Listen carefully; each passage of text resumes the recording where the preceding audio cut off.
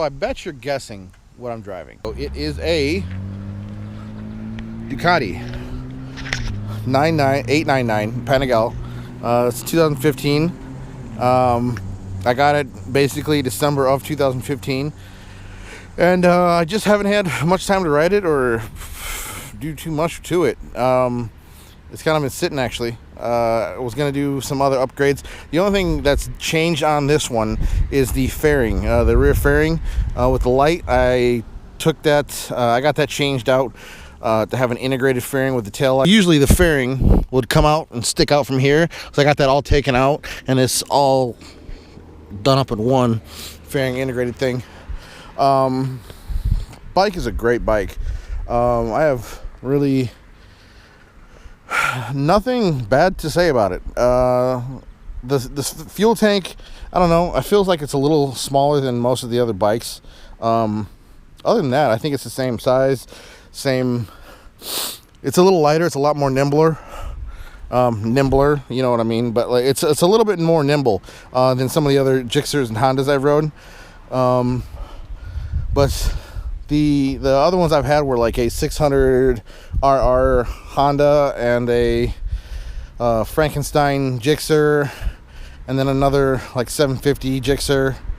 But like the Frankenstein I had was like, it was a smaller frame. They basically did it for a stunt bike, some Frankenstein thing they concocted, but they took a older 600 frame that was lighter, and they took an old 600 frame that was lighter, and they put a 1,000 cc engine in it. One of the 1,000, it was 1,000 Gixxers, whatever it was, but it was like right the one step right below for the Busa. But the point is that was pretty light, and it was really fast, and yeah, it was just cobbled together. But this is pretty fast. I think I've got this 140, 150 something, and I wanted to go a little bit faster, but I was on the freeway, and that really didn't make me feel too stable.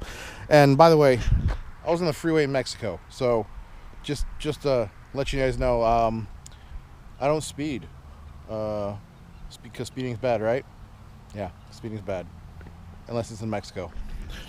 So yeah, so the reason why the engine sounds different is because it has a wet clutch, and the reason the exhaust sounds different is because it's one of the standard all tight knit up little race exhaust under there. I'll actually turn it down real quick so you can hear it once more.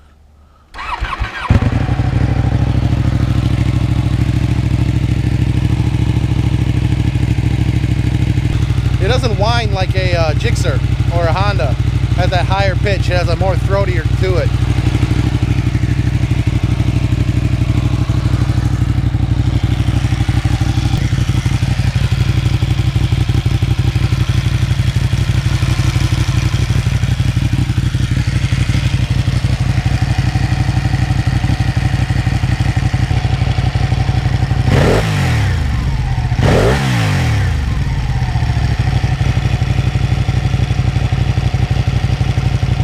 So yeah, kind of in a random spot here to kind of vlog about this. Hopefully the cops don't come, because I'm in some kind of weird church's parking lot. I think it's a Seventh-day Adventist. Oh, is it the Jehovah's Witnesses? I'm in the Jehovah's Witnesses church parking lot. I probably shouldn't be here for too long. But anyways, yeah, I just wanted to show you some ride time. How it runs great. I know a lot of people say do a wheelie, but it's a $20,000 bike. Well, 18 the way I got it, 18, 19 would change, right? 19 would change. I really don't feel like, I mean, I'm pretty confident in doing a wheelie. I just don't feel $20,000 or $19,000 confident in doing a wheelie. So if I had a $7,000 bike where I could replace the fairings for like $100 and some of the other parts here and there for like maybe $200-300 instead of like $1,000 for the fairings, I probably would do that. But yeah, so no wheelies for me, at least not on this one.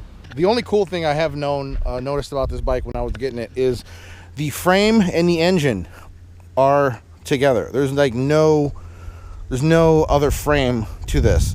Like the subframe bolts into the engine along with the other parts. If you look at other bikes, there's like a skeleton of bars somewheres in there, and the engine sits inside, or you put the engine inside, and then the subframe, which is a couple of the wire bars back there that bolt up to it.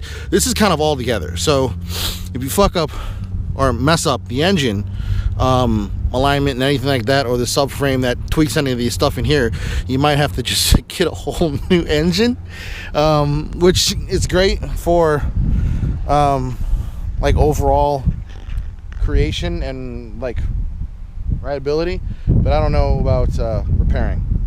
So Ducati, I don't know why you do that, but I mean, saving some weight by not putting a frame in is great. Integrating it with the engine is also a good thing. Sorry, I'm sweating. It's a little hot.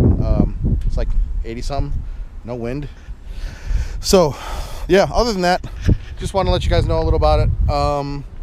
I'll post up the oil change I did a little while ago. It wasn't that bad. It was really quick. I basically